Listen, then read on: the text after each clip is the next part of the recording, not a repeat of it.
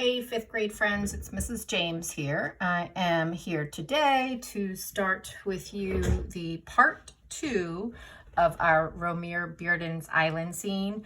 What I've seen so far, some awesome watercolor paintings for part 1, where we basically did the background, the sky, the tree area, the water, and the sun. And today we're going to work on the lady, the rock. So this is part 2. Part 3 will probably be where we go back in with some color pencils on top and do some just adding of some lines and details like we see in his final artwork. So like I did last time, I do have the artwork pulled up on my screen that you cannot see, but I have it pulled up right there for me to be able to look at. I have my watercolors here, my cup of water, some paintbrushes, my artwork that I already did part 1 on, and I'm going to jump in with starting on the rock a little bit today first, which seems like a very light gray. Move on into the yellows and oranges that we see a little bit in her dress, and then lastly finish with the color of her skin. We see brown skin on her. You can kind of play around with the degree of color you want that to be. I'm completely open to that, but I do like her brown skin with her arms and her face, so we'll end there. And her hat obviously is a little yellow too. So looks like we're going to be using some warmer colors today. So I'm going to start, like I said, with the gray on the rock. So I'm going to get my paintbrush wet. I'm going to pull some water, put it over here, pull some black, pull a little bit more black. I want to make it really light. So remember what I said from last time, the more water that you use, the lighter the color is going to show up. The less water you use, the darker that it's going to be.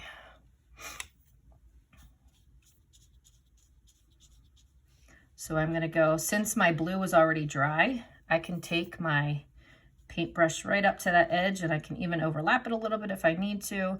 I'm painting right over her hand because in the artwork it looks like that's kind of what Romare Bearden did as well. So I'm kind of trying to mimic his style, if you recall. But like I said to you before, you have some freedoms here to have fun with it.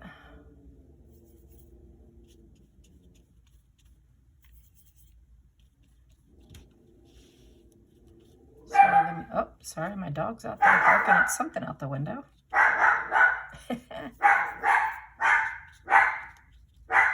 I am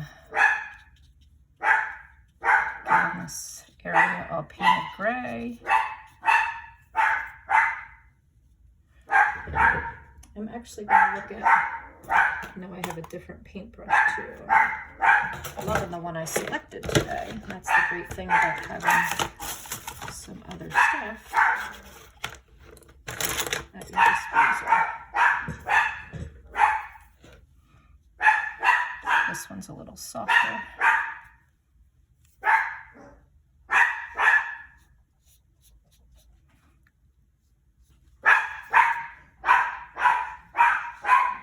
Come right up here with my gray. Go right around her legs. I'll leave her legs. I know in the artwork we don't see any color on her legs. We kind of see it just being white.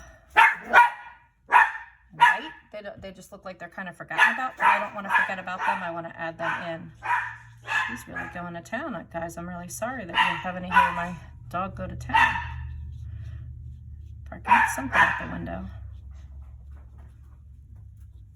All right, so I'm actually then going to take a little piece of paper towel like I did before in the sky and kind of dab at it and give it a little bit of texture. Because, you know, I think a rock would have some textures, right? In my opinion. Go back in a little bit, give this a little bit darker. And again, if you want to watch any of those watercolor tutorial videos that I had posted on the Romare Bearden PowerPoint Google Slides for you, there are some good watercolor technique videos for you to watch, trying different things. Like I said, if you wanted to try to put some salt, I think I did see one student try that, came out really cool. So there's some great different things that you can be trying with this if you want. I'm going to move on to yellow. I'm going to pull some yellow. My yellow looks like it has a little green in it, and that was from last time when I painted with the yellow.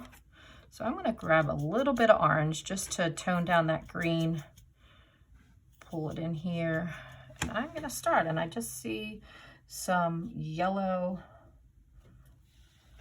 They look pretty bright, so I'm going to use more paint, less water. Just kind of see some yellow markings on the rock here. I'm just going to kind of mimic, like I said, his style. Then I see kind of this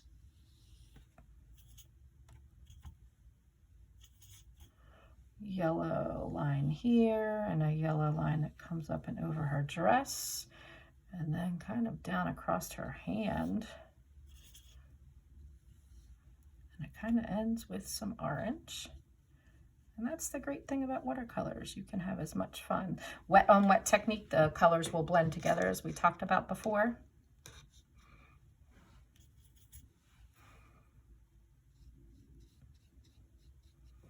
I see some paintbrush hairs getting in my artwork again, and I'm splattering my orange a little bit. But I'm going to go back in and pull out some more yellow and go back in here in her sleeve and get the orange and the yellow, moving up to her hat.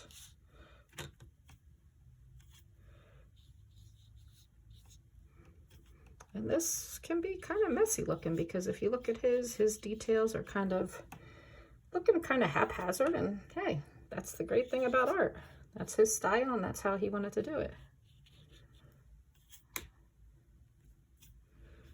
See a big kind of wet area here. We didn't really do that on the first stage, and if we don't get it in, that's okay.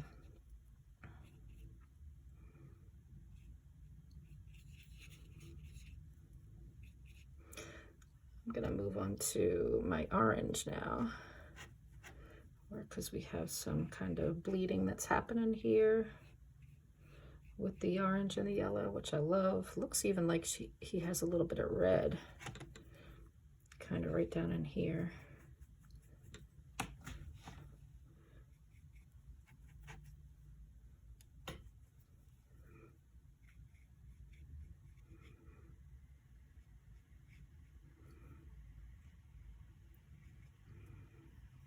Part of the hat up here too, I see some red. Looks like it's maybe like a bow or something. Getting that in there. Going back down here and going back over with the red. I'm actually going to go too and kind of get this line back in here, a sharp line, because it won't bleed now with the dry colors over there. I'm going to get that line. They're all kind of bleeding nicely together. A little bit of green. I feel like there's some green happening some places.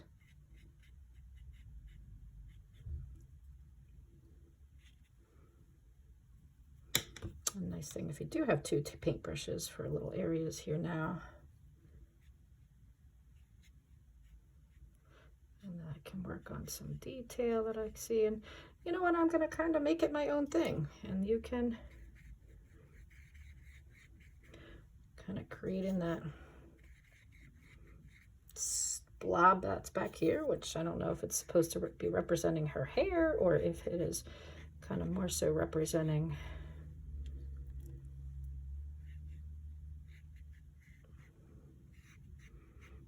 a bow in her hair or something along those lines. I'm not really sure.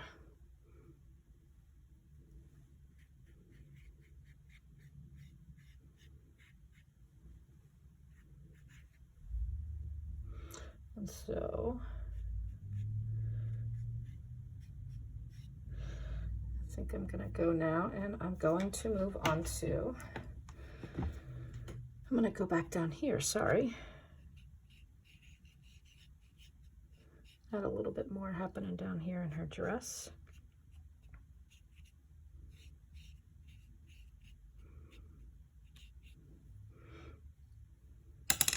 So I'm going to clean this paintbrush out. Move on to my brown, and like I said, your choice here, how light or dark. Oh, she's broken down. You want that to be. I like her beautiful skin tone. So I'm just worrying about the shape right now. And we can come back in later with like a black Sharpie or a black or brown color pencil and add the lines that we see for her lips and her eyes. I'm just kind of getting that brown color in there. I'm going to move to her arms. Look and see her hand.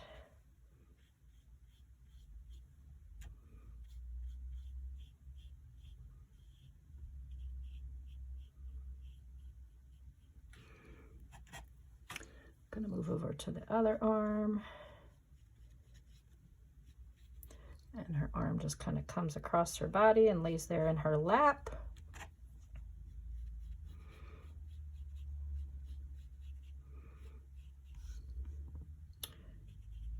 And let me go back. I'm going to kind of make this a little bit darker, the front of her face.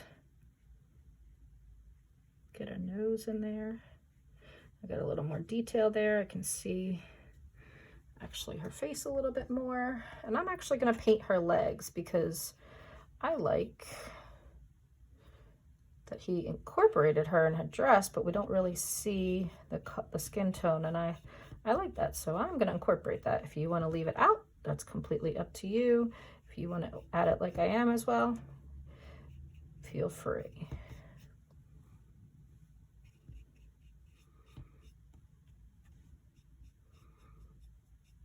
Got a little bit on the table there, but looking back and around, I'm gonna kind of just, nah, I don't like that brown up there. Got it away, but there's kind of looks like a little bit of brown up there in that sun, but just kind of giving it a little texture, like I say. Ooh, we can do the tree trunks too while we're here. I almost forgot that step. But right over the green where we've done the tree trunks already, I'm going to go back in, get those tree trunks. Very just kind of suggestive. And like I said too, we can even add some more in later when we go to do, or add some detail in later when we do the watercolor, I'm sorry, the color pencil on top for the trees and stuff.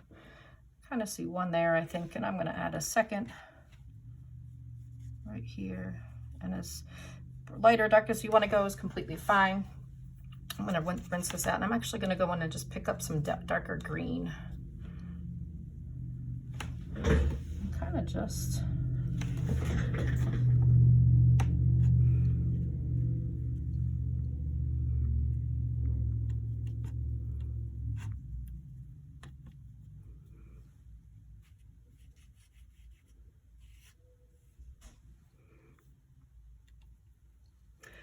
pull out those palm tree looking shapes just on top of the lighter green that we had already done last class. So that was kind of the background base color, and now I'm just kind of pulling out those palm tree shapes. And it's just kind of take that paintbrush and wisp it around and get those shapes happening. And you kind of drew them already underneath with your color pencil or your regular pencil, so you should kind of see your lines happening underneath, and you can kind of use those as a guide. Oh, way too dark. Great thing is now just take that paper. There's some like black looking splotches happening. Kind of making that happen. Gonna take my green again, dry that paintbrush off. Gonna go back into the green, go to the other side of her.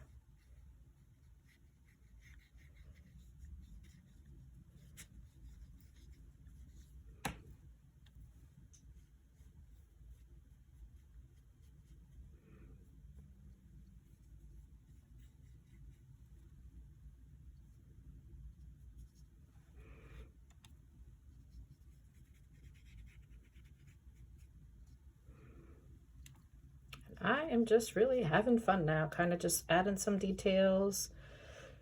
The less water, the brighter the color, like we talked about. The more water, the lighter the color. I'm really just having a bunch of fun now. So let me see, can I add any more over the water area? I see some just kind of stuff happening over here. Just having fun.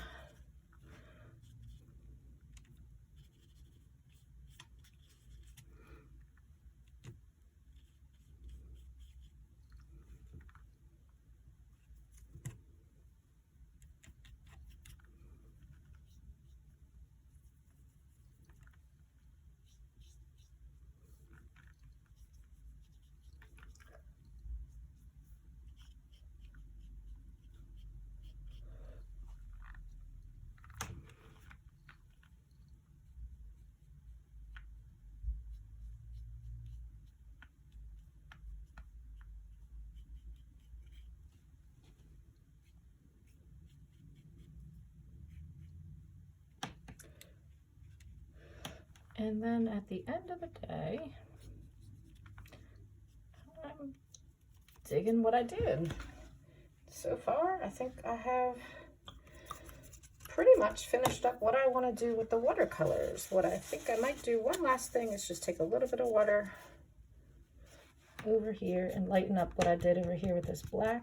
Got a little too dark on me. Got away from me, but that's okay.